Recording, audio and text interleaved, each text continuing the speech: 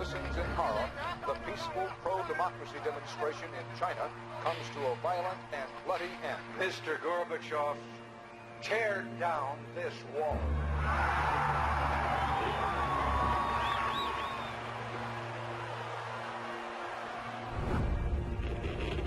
Wolves hiding nearby, whispering do or die around me.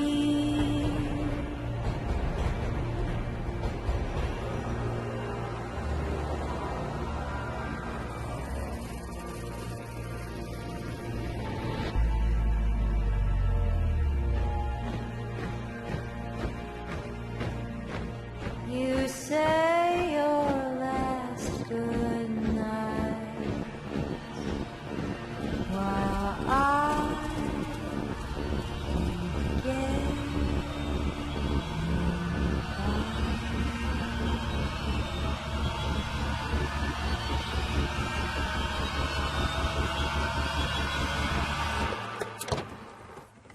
Prayer is another very important phase of warfare. It has as its target not the body, but the mind of the enemy. The target of psychological warfare is against the enemy's mind. It is words and ideas. Ammunition used by Psywar.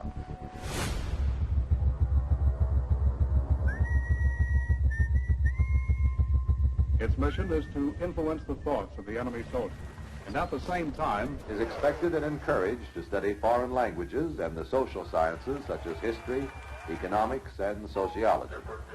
He must have a broad and sympathetic understanding of all phases of human experience. gripping at my skin, the walls of night close in. but the use of this force as an integral part of combat has now taken on new form. As I wait to say my last goodbye.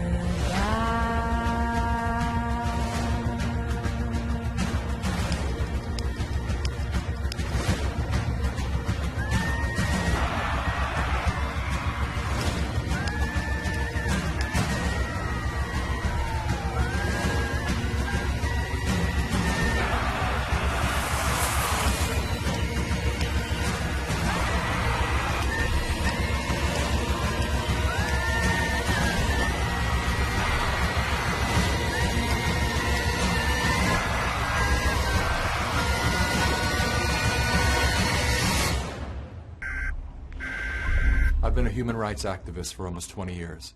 As a documentary filmmaker, I've been on the front lines of many of our nation's biggest scandals and protests. From that perspective, I've been an eyewitness to the rise and fall of numerous people-powered movements.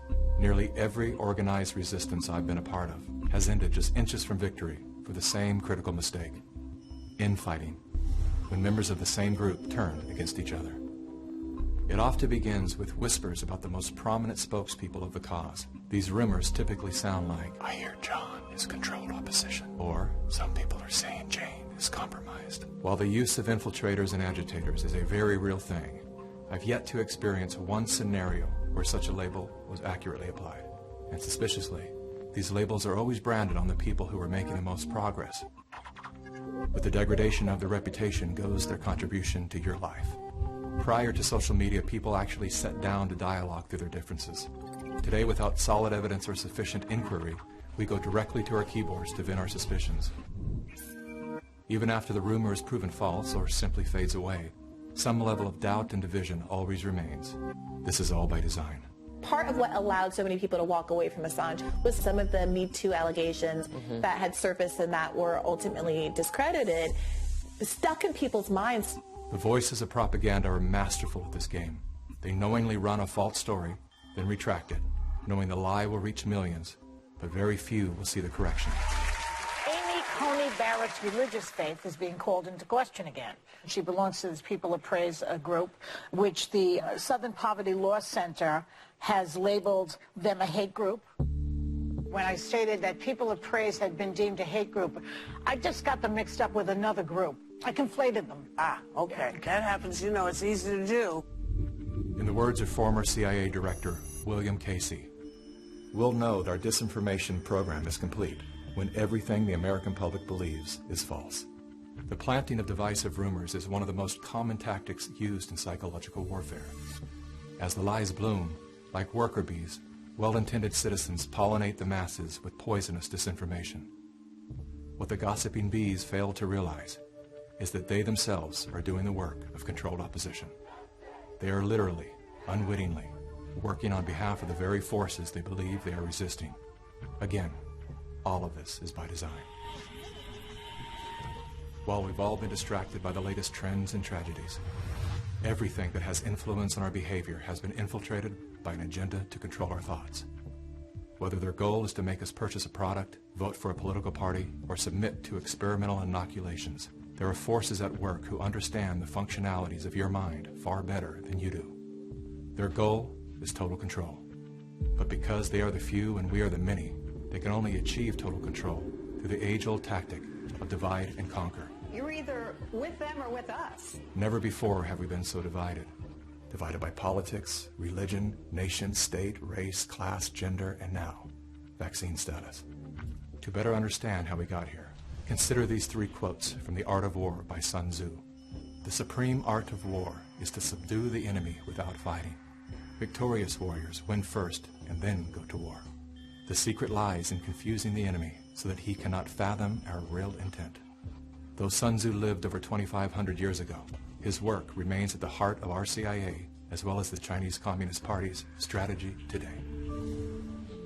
It's no coincidence that around the same era as Sun Tzu, the words, "United we stand, divided we fall," were first recorded.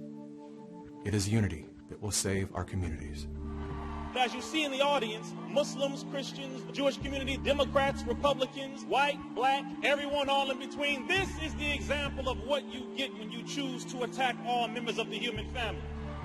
Our greatest power is our numbers, hence the relentless effort to shatter us into broken fragments. As their agendas are being exposed, the dividers will stop at nothing to cover their crimes against humanity. They have bunkers. All we have is each other. The good news is, that's all we need.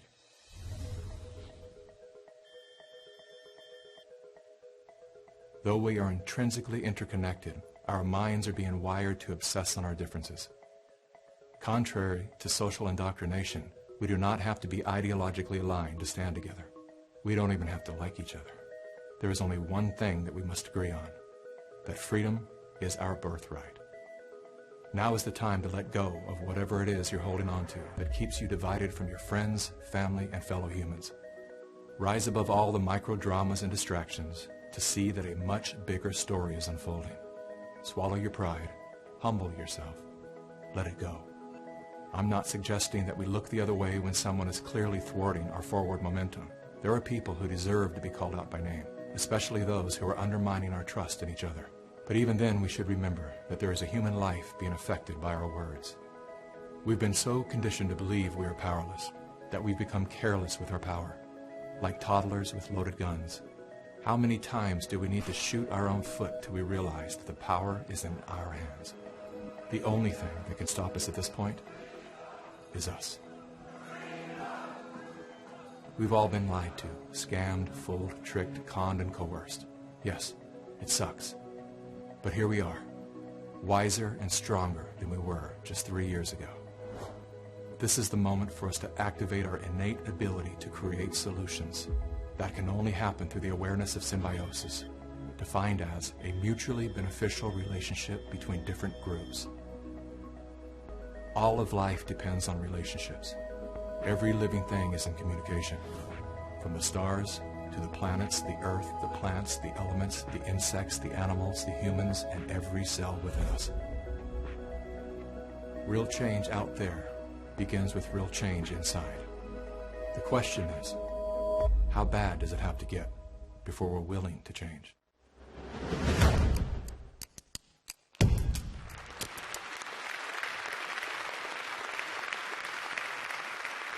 In conclusion, you do not have to be a victim. You can learn this technology It is not expensive. You can deploy it. Every single one of you can be leaders and warriors. You do not have to be victims. As I said, right here, we have more than 800 soldiers. Okay? Learn these methods. You learn the defensive and the offensive techniques. And I'm glad to continue to try to help you as we walk along this path and become a force to be reckoned with, which will be able to overcome the globalist efforts to control and turn us into indentured servants. I thank you so much for your time. I hope this has been helpful, and thank you for walking the journey with me.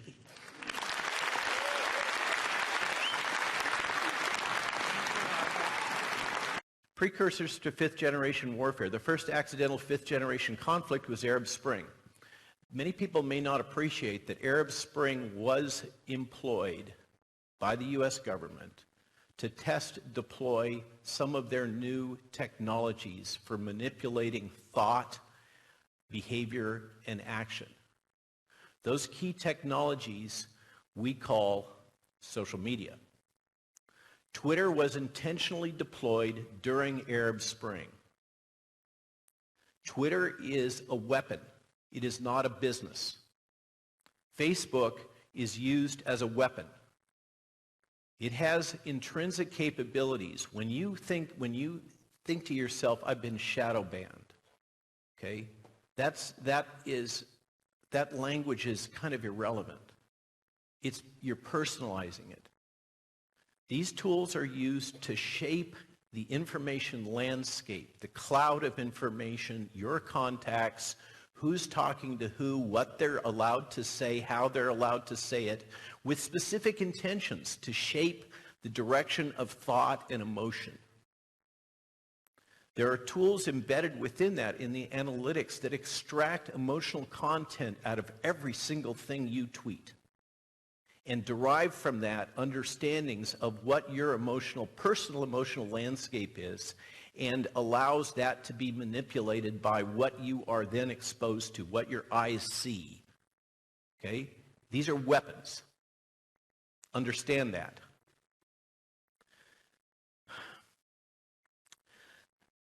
In the case of Arab Spring, it was almost fifth-generational warfare, except it lacked a couple of the key elements. We actually knew who the antagonists were.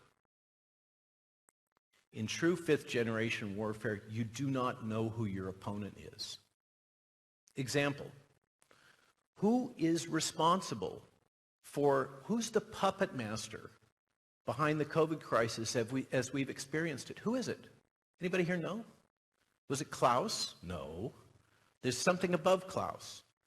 Was it Biden? Was it Tony Fauci? These are all surrogates, okay?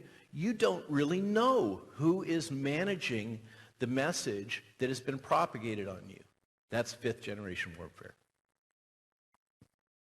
Over the last 3 years, Western governments, non-governmental organizations, transnational organizations, pharmaceutical industry corporations, media and financial corporations have cooperated via public-private partnerships, which I assert is a euphemism for fascism, to deploy the most massive, globally harmonized psychological and propaganda operation in the history of the world.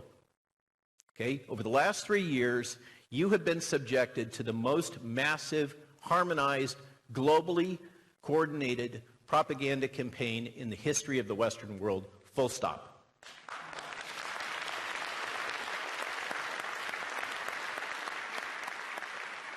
My mouth is getting dry talking about these things. I do feel a little passionate. With this campaign, the governments of many Western nation states have turned, okay, this is key, military-grade psychological operations strategies, tactics, technologies, and capabilities developed for modern military combat against their own citizens.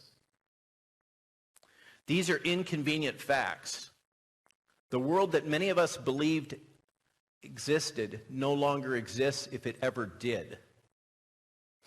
For me, the stunning bookend is this recent revelation on Tucker Carlson that the first thing that I remember as a young person born in 1959, the assassination of John F. Kennedy, was probably propagated in significant part by the United States intelligence community. Okay? And we have been lied to about that my whole life. Welcome to fifth generation warfare. The battlefield is your mind.